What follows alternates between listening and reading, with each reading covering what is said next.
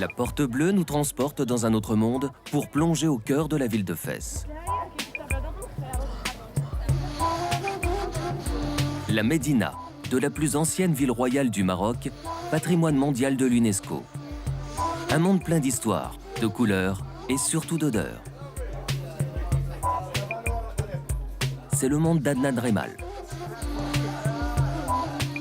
Les plantes aromatiques et les épices sont utilisées dans la culture marocaine depuis très longtemps, aussi bien pour leurs vertus médicinales, pour soigner des maladies, que pour la cuisine. C'est sûr que quelqu'un comme moi, avant même de devenir scientifique, il est convaincu que dans ces plantes aromatiques, il y a des principes actifs intéressants. Les herbes et épices ont efficacement joué un rôle important pour le pharmacologue Adnan Remal. Les odeurs sont en fait des composés chimiques, des molécules spéciales, des huiles végétales essentielles. Les plantes s'en servent comme d'une arme, pour lutter contre les bactéries et les parasites. Adnan Remal voulait en faire son arme.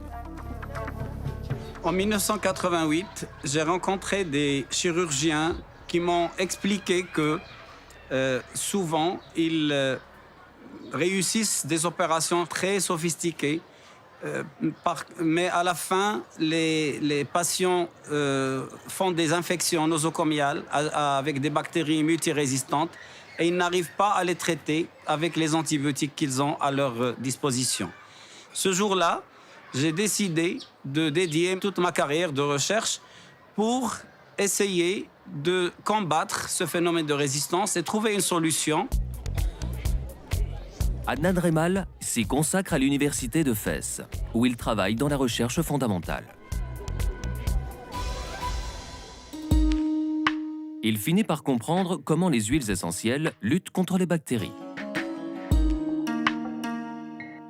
Mais le chercheur avoue que s'il veut vaincre des infections et les germes chez l'homme, il lui en faut énormément. Mais c'est impossible. La quantité d'huile essentielle que nous devions mettre, donner à un patient, était un petit peu élevée et il y avait beaucoup de risques d'avoir des effets secondaires. Alors, nous nous sommes dit, si on ne peut pas utiliser les huiles essentielles seules, on va les associer avec les antibiotiques et voir si on peut obtenir une bonne synergie. Remal cherche une substance pouvant renforcer l'effet des antibiotiques et il la trouve. Le carvacrol, contenu par exemple dans la marjolaine, le thym et l'origan. Avec les antibiotiques, cette substance est en mesure de vaincre les bactéries.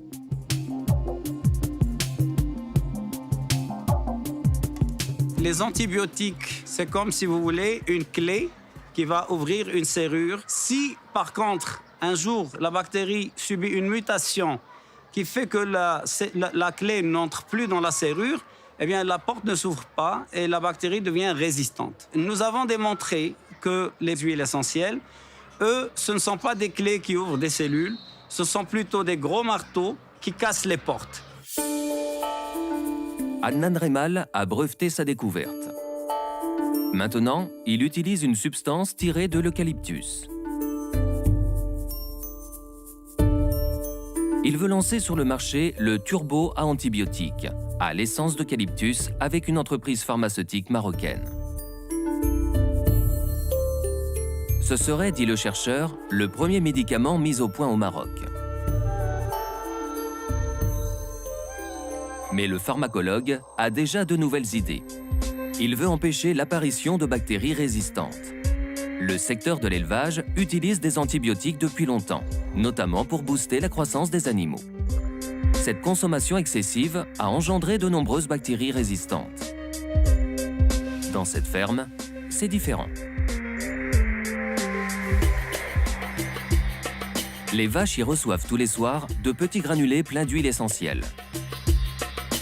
Plus besoin d'antibiotiques.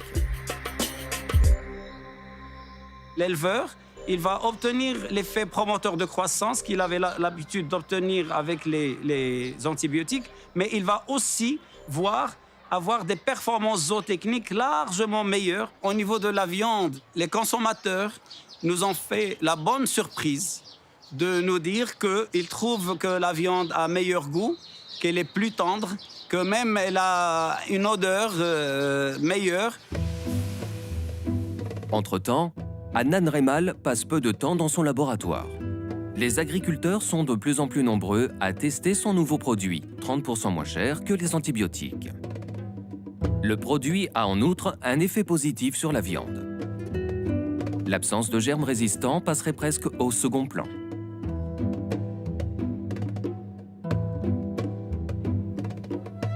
Mais ça reste décisif pour Adnan Reymal, car il consacre sa vie à lutter contre cette menace globale.